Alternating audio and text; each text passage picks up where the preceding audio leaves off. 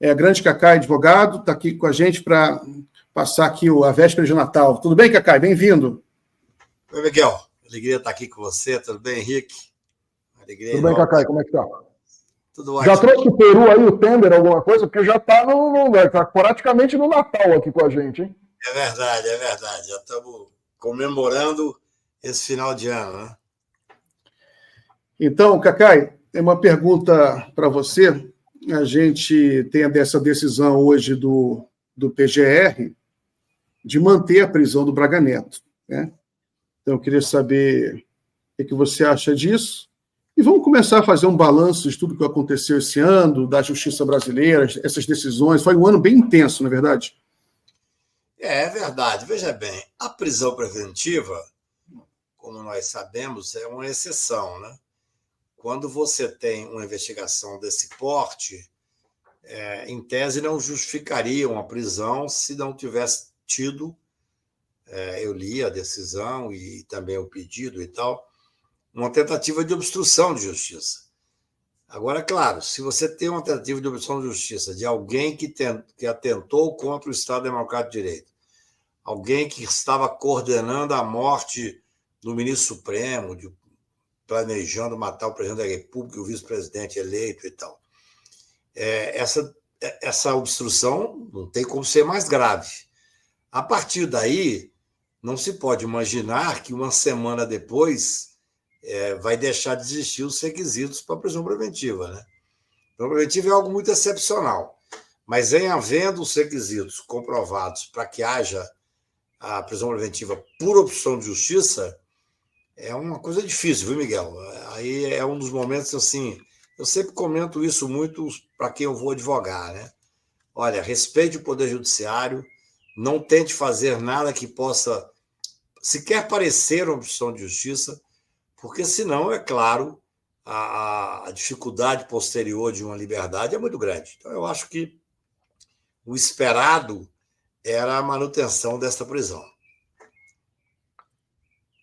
Ô, Cacai, me diz uma coisa que surgiu aí em torno da prisão do Braga Neto, eu sei que isso já está há alguns dias sendo mastigado, mas nunca é demais a gente tentar explicar isso de novo.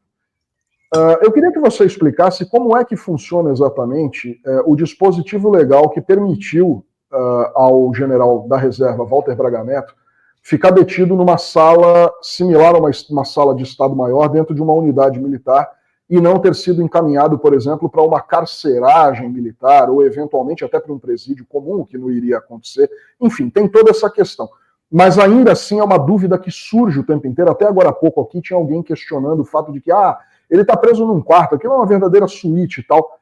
Ninguém simplesmente pariu essa ideia. Isso tem que ter algum amparo legal e não à toa ele está lá por isso. Queria que você explicasse um pouquinho para a gente como é que funciona isso na prática. Henrique, é importante que as pessoas tenham a dimensão exata do que está acontecendo. Não há nenhum privilégio excepcional em relação a esta prisão. Há uma previsão legal. Você pode até dar um passo atrás e falar o seguinte: opa, mas não deveria existir privilégio para ninguém no momento em que determina uma prisão. O que ocorre? O advogado, por exemplo, o advogado, em regra, se ele está preso em função de alguma coisa ligada à advocacia, ele tem direito a uma cela diferenciada até o trânsito em julgado. É assim que funciona. Pode haver essa mudança? Pode. A sociedade tem que discutir que isso não é o que a sociedade quer. O general Braga Neto, ele está preso num quartel, é assim que funciona, nós tivemos vários exemplos, não de general 4 estrelas, é a primeira vez. Mas vocês devem se lembrar, quando foi preso o governador de Minas Gerais, ele cumpriu, até terminar o julgamento, ele cumpriu exatamente no quartel deste. Então, assim, embora eu entenda a perplexidade de quem não acompanha e não conhece a legislação, primeiro que a prisão, mesmo que seja uma prisão que tenha esses privilégios, é uma morte, uma desonra para um general 4 estrelas. Ele está preso, ele pode não estar submetido a uma carceragem, porque tem uma lei específica que cuida disso, não há nada de irregular nem de ilegal. Mas ele está preso, ele está sendo submetido no dia a dia dele a alguém penso que da Polícia Federal, talvez tenha sido delegado até alguém do Exército, mas que é inferior a ele, que está coordenando. Ele não pode, ele tem que sair no horário tal, ele tem que seguir o horário tal. A comida dele é no rancho. É um privilégio? Claro que é. Em vez dele comer no presídio, dentro da cela que ele está, ele está numa cela. Ah, mas não é uma cela. É uma cela. Não tem grade. O ideal seria que no Brasil as prisões fossem todas elas muito melhores do que são. Eu até proponho para as pessoas que façam veja bem, eu sou um cara que vocês me conhecem. Eu quero que esse cidadão seja levado a ferro e fogo ao processo. Ele atentou contra o Estado Democrático de Direito. Eu acho que ele vai ser condenado ao final. E quando condenado, ele vai para a papuda. Essa que é uma questão que tem que ser levada. Até que seja definida a condenação e o trânsito em julgado, alguns cargos, por definição legal, o Congresso pode voltar a discutir isso, por definição legal. Essas pessoas têm o direito, o advogado tem uma sala de Estado Maior, não sei como é que funciona bem isso, nunca advoguei para advogado que foi preso, assim como os militares de alta patente também têm. O que é mais importante, na minha visão, Henrique, nós discutimos o seguinte: é a primeira vez na história do Brasil que um militar da mais alta patente, general 4 estrelas, é preso por determinação de um juiz civil. Não foi do juiz militar. O Supremo Tribunal é o Supremo Tribunal, mas é um juiz civil. O Alexandre é um juiz. Como o Supremo Tribunal tem o título de ministro, é um ministro, mas ele é um juiz. E é um juiz civil, não é um juiz militar. Isso foi um avanço fantástico que nós tivemos. E o principal, viu, Miguel? Não houve um movimento sequer contrário a essa prisão. Eu acho que isso foi a maior demonstração de estabilidade democrática que nós tivemos nos últimos tempos. Você prende um general 4 estrelas, num sábado, até uma excepcionalidade, porque ele estava, num dado momento, na sexta-feira, não podia ser preso, e não houve nenhum movimento militar, nenhum movimento que você tivesse visto da extrema-direita. Houve um silêncio geral e uma aceitação, claro que com certa perplexidade, mas extremamente importante para o Estado Democrático de Direito. É um requisito que ele está cumprindo dentro da legalidade. A sociedade pode depois discutir, veja bem, já foi um grande avanço uma prisão vinda de um juiz civil. Grande. Ninguém discutiu. Não teve lá um general que disse, mas quem tinha que decidir isso era o Superior Tribunal Militar. Não teve ninguém que falou isso. Ninguém. Eu não vi uma única linha. Foi uma normalidade democrática. Agora, existe uma lei e essa lei tem que ser cumprida. Agora, é importante que as pessoas saibam. Em havendo julgamento, que será rápido, no meu ponto de vista, nós temos agora que acompanhar o doutor Paulo Gonet, que já está com os relatórios prontos. Em havendo o julgamento e a condenação, esse processo pode ser muito rápido, bastante rápido. Toda eu diria, a materialidade está comprovada. Nós temos 300 condenados, Miguel. 300 condenados. Os fatos serão discutidos apenas a comprovação da autoria. Você estava lá, você participou, até que ponto você participou. Isso aí não vai ter perícia técnica, vai ser uma prova provavelmente testemunhal. Claro que a defesa tem para a defesa, pode pedir o que quiser. Mas, no meu ponto de vista, vai ser um julgamento rápido e, em havendo a condenação, o cumprimento da pena se dá nessas masmorras brasileiras, que eu espero que a ultradireita, pela primeira vez, venha discutir de forma diferenciada o sistema carcerário no Brasil, quando essas pessoas, porque o Bolsonaro vai ser preso, o general Heleno vai ser preso. Eu espero que elas venham discutir que bandido bom não é bandido morto. Eu não gosto dessa expressão, mas é a expressão que eles usam, para que a gente possa discutir o sistema carcerário brasileiro. Cacai, tem uma... Depois eu quero voltar a essa questão aí do indiciamento do Bolsonaro, né? Eu quero voltar a essa questão, mas eu quero só mudar aqui de assunto para outro tema que você acompanha bastante de perto, né? Que é a investigação do CNJ, Conselho Nacional de Justiça, sobre os crimes da Lava Jato, né? Sobre os eventuais crimes cometidos pela Lava Jato. Você tem um relatório muito forte da CNJ, que foi publicado há alguns meses, E você mandou uma nota aqui para a imprensa, para mim também, falando aí que está preocupado, que isso pode haver algum atraso, que o PGR pode atrasar no procedimento, né, desse relatório. Qual a sua expectativa qual é a sua expectativa para a continuidade das investigações do CNJ sobre os crimes cometidos por Sérgio Moro, por ex-juízes do TRF4, os crimes da Lava Jato? Miguel, esse hoje, para mim, é o ponto mais sério das minhas preocupações. Porque, veja bem, no que diz respeito à investigação que se dá contra o golpe de Estado, eu acho que formou-se quase uma unanimidade no país que eu digo das pessoas que pensam, que são democratas, sérias, de que é necessário fazer esse enfrentamento. Tem que trazer as pessoas presas. Não é possível que você tenha 300 pessoas presas que não faziam parte da cúpula da organização e que não chegue agora aos organizadores. Está chegando. Tem um general 4 estrelas preso por pedido, primeiro da Polícia Federal e depois do Procurador-Geral da República. É importantíssimo que a gente frise isso. Então, o doutor Paulo Gonet está tendo um papel fundamental na investigação daquilo que mais grave tem hoje, que é exatamente o enfrentamento dessa tentativa de golpe de Estado.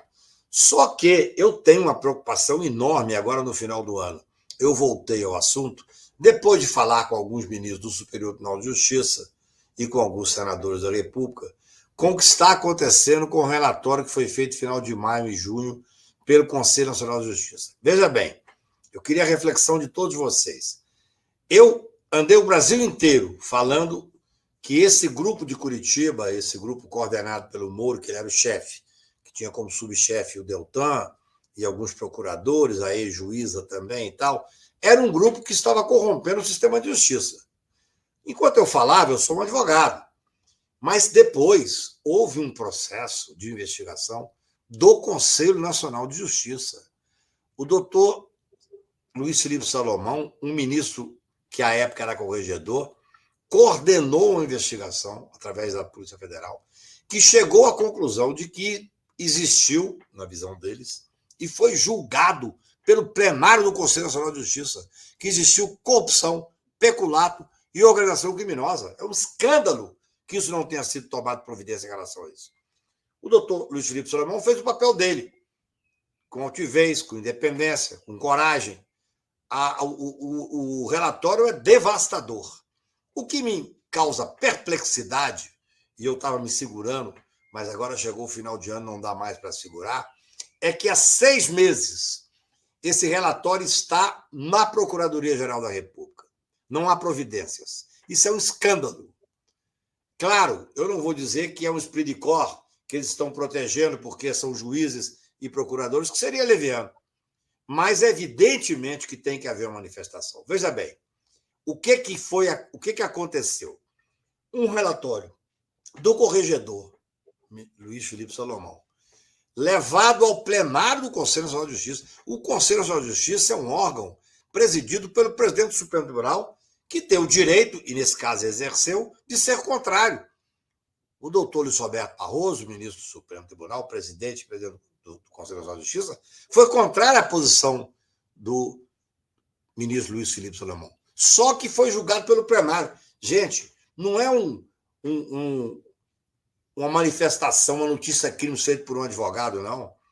É uma decisão do plenário do Conselho Nacional de Justiça. É um escândalo que isso não tenha sido levado adiante. Um escândalo. Eu não consigo entender. Hoje eu falei com vários ministros, falei com a Polícia Federal, falei com várias pessoas ligadas ao Ministério Público, porque eu não consigo entender. Claro, não existe crime de hermenêutica. O doutor Paulo Gonet pode chegar ao aquele subprocurador que ele submeteu o fato e dizer o seguinte: discordo da posição do Conselho Nacional de Justiça. E arquiva. Tome uma atitude. O que não pode é ficar durante 6 meses, 7 meses, um relatório aprovado pelo plenário do Conselho Nacional de Justiça sem que tenha uma providência. O que acontece? Esse relatório, doutor Miguel, ele funciona como sendo uma notícia crimes. Nesse caso, o Ministério Público só pode fazer 3 coisas. Pede um arquivamento, acho quase impossível, pedir o arquivamento de algo que foi julgado no plenário do Conselho Nacional de Justiça, que foi debatido, que por maioria foi aprovado. É incrível. É incrível como as pessoas não veem a gravidade disso. Ele pode pedir mais diligências, está no direito. Claro que penso que aquilo que foi apurado pelo Conselho Nacional de Justiça tem que ter uma seriedade na observação do que está posto lá. Ou pode arquivar, o que seria, para mim, um escândalo. Aí nós temos que voltar a discutir sobre queixa-crime subsidiária, ou seja, a sociedade que foi vítima de um crime dessa gravidade, segundo decidiu o plenário do Conselho de Justiça, vai ficar simplesmente sem ter nenhum tipo de atitude? Vocês se lembram bem, na época da pandemia, em que eu acompanhava em casa aquela CPI fortíssima, e eu ligava para os relatores e para o relator, para o senador presidente, para outros senadores, que são meus amigos, falava: vocês vão aprovar um relatório fortíssimo, paralisou o Brasil e vão frustrar o Brasil, porque o relatório da CPI não deu em nada sobre o aspecto da criminalização, especialmente do Bolsonaro, do ministro da Saúde e tal. É a mesma coisa. São os poderes imperiais do Procurador-Geral da República. O Dominus Lide, nesse momento pré-processual, ele tem mais poder que os 11 ministros do Supremo Tribunal juntos. Nós temos que mudar isso. Não é possível que o Conselho Nacional de Justiça, um órgão importante, com essa capilaridade que tem, com essa importância de ser presidido pelo presidente do Supremo Tribunal Federal, que tinha o direito de ser contra e foi e perdeu no voto. Agora tem um relatório que simplesmente é desprezado pela Procuradoria-Geral da República. Por que nós, cidadãos, por que nós, sociedade civil, por que os ministros do STJ, por que a Polícia Federal não começa agora a dizer o seguinte: o que está acontecendo? Por que não tem andamento aquilo que saiu de forma séria, de forma...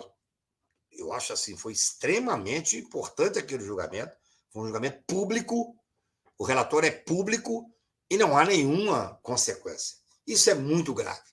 Isso é, no meu ponto de vista, um ataque à estabilidade democrática e à credibilidade do Poder Judiciário, do Ministério Público Federal e daquela absoluta necessidade que nós temos de poder cobrar da autoridade constituída. Henrique. Cacá, eu queria te ouvir também a respeito do ministro Flávio Dino. Eu sei que você conhece tão bem como, né, um jurista, como um magistrado que foi e que agora tornou a ser novamente como integrante da Suprema Corte. O Flávio Dino vem botando para arrebentar com esse negócio da exigência de transparência no caso das emendas parlamentares. Ele está tentando, na verdade, parece, eu digo isso como jornalista, quero que você fale como jurista, como alguém do mundo, do universo do direito. Ele está tentando, de toda forma, uma correção de rota aí para acabar com essa avacalhação que se transformou o Brasil desde o Eduardo Cunha e que se aprofundou ainda mais a partir da presidência do deputado Arthur Lira na Câmara, de usar as emendas como a casa da mãe Joana e como um instrumento, como uma faca que é colocada com o seu gume apoiado contra o pescoço do governo, que se sente o tempo todo ameaçado. Ou ele libera, é o famoso passa o dinheiro. Eles ficam ali com a faca e ficam cobrando em cima. O Dino agora, hoje, bloqueou mais 4 bilhões né, de uma remessa aí de emendas, enfim, que iam ser destinadas a parlamentares, sobretudo do Centrão, e dinheiro que, segundo ele, não cumpria com o mínimo de transparência. Inclusive, ele classificou como tamanha, eu esqueci a expressão que ele usou, tamanha aberração institucional, uma avacalhação completa. Eu queria saber de ti o que você pensa dessa coisa do Flávio Dino agora dentro da Suprema Corte, já como ministro. Ele está agindo para essa tentativa. Claro que isso não devia ser função dele, deveria ter uma norma muito clara na lei que evitasse, amparasse, né, para evitar esse tipo de coisa. Mas eu queria saber como é que você vê essa atuação do Flávio Dino aí na tentativa de moralizar e trazer um mínimo de transparência para essa farra das emendas no Congresso. Henrique, quando o ministro Flávio Dino foi escolhido para o Supremo Tribunal Federal, no fundo, eu pensei assim, nossa, vamos perder um grande político. Porque o Flávio Dino foi um juiz excepcional, embora seja, na minha área de direito penal, muito reacionário e muito duro. Eu sou um crítico nas decisões dele, mas é profundamente técnico e extremamente preparado. Quando ele foi para ser ministro da Justiça, ele fez um trabalho excepcional. E quando ele foi para o Supremo, eu pensei, no fundo, assim, olha, perdemos um grande político no momento em que o Brasil precisa de político. Porque a ultradireita, ela de certa forma, ela desprezou os cargos de político. Então é bom que a gente tenha um político como o Flávio Dino, tinha, à época, para poder fazer os enfrentamentos que ele fez no Congresso Nacional. Então eu tinha uma admiração enorme por ele como político. Mas devo reconhecer que estou absolutamente tranquilo e eu diria até feliz com a postura dele enquanto ministro supremo.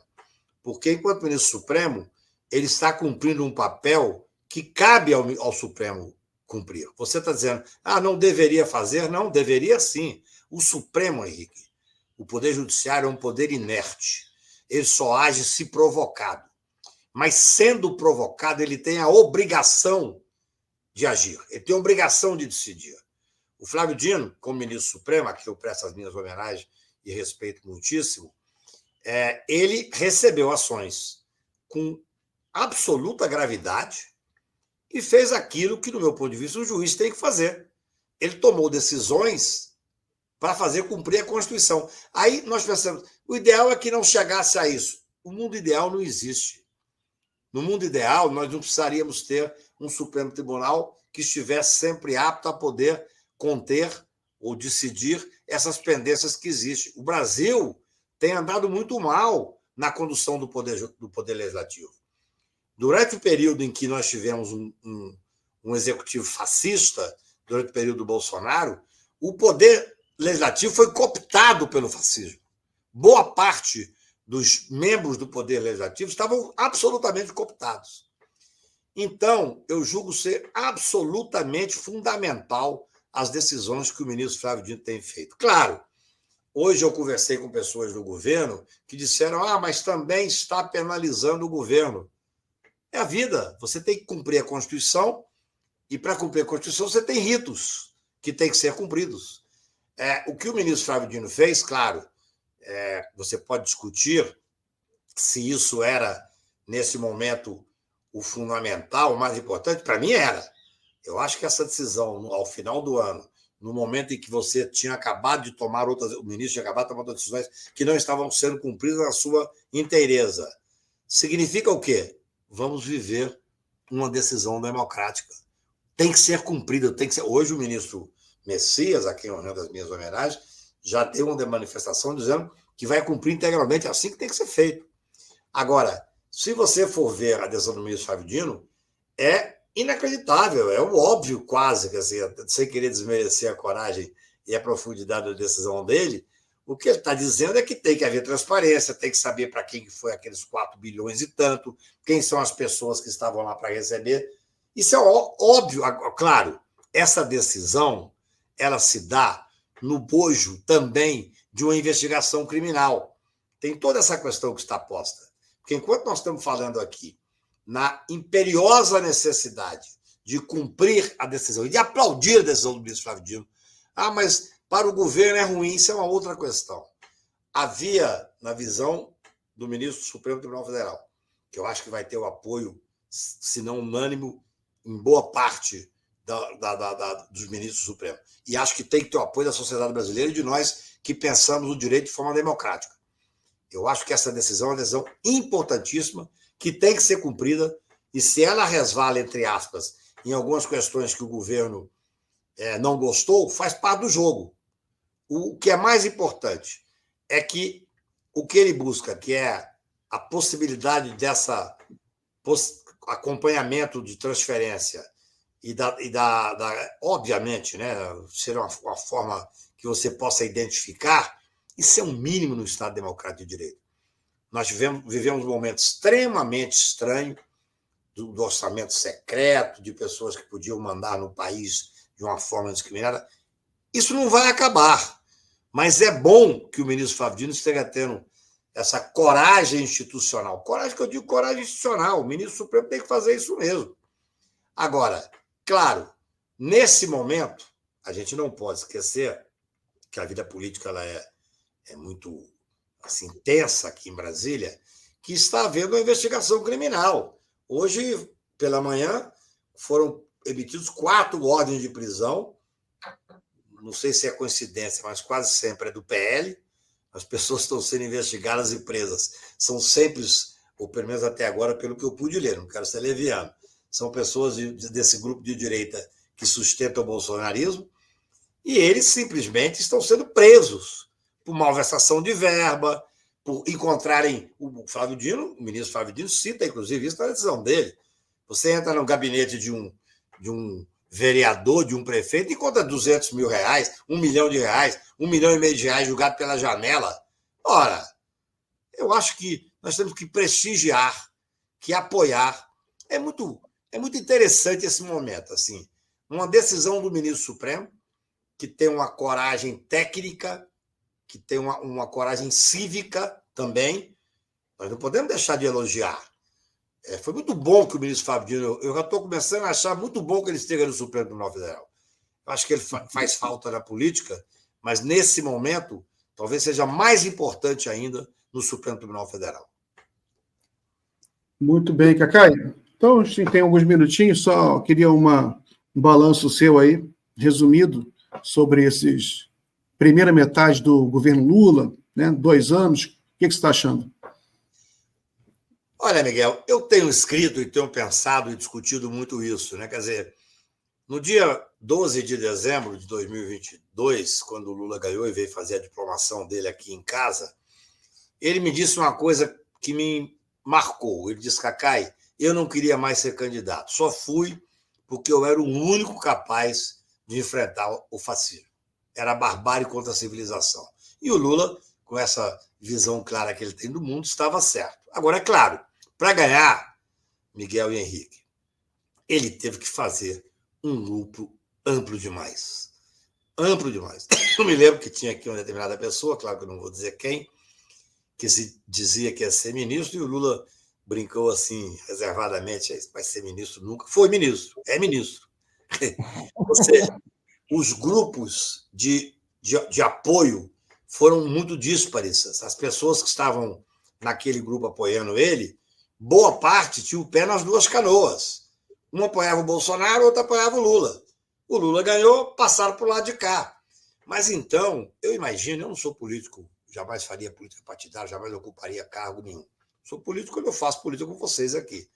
Eu imagino como deve ser difícil você governar o país nessa hora, com um bando de ministros que não tem nenhum tipo de compromisso com a democracia, com um Congresso Nacional que, infelizmente, ainda está em parte cooptado, dependendo, às vezes, de uma decisão do Supremo Tribunal Federal. Ou seja, é muito complexo. Eu acho que nós avançamos muito, avançamos mais até do que eu esperava sobre alguns aspectos.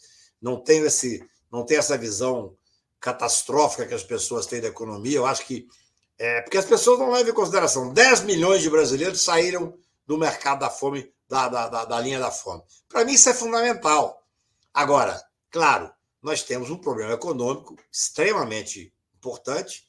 Acho que o Lula trabalha para aquilo que ele sempre trabalhou. O Lula é um homem, no meu ponto de vista, de centro, talvez de centro-esquerda, e que tem uma visão social. Ele pensa no povo, ele pensa... É uma coisa incrível. Aquilo que ele fala, eu quero que a pessoa venha tomar café da manhã, almoçar e jantar. É simples. É simples, mas isso aí comporta 30 anos de estudo em Harvard. Para você escrever um tratado e poder resumir isso numa frase única. E acho que nós merecemos agora sair desse impasse.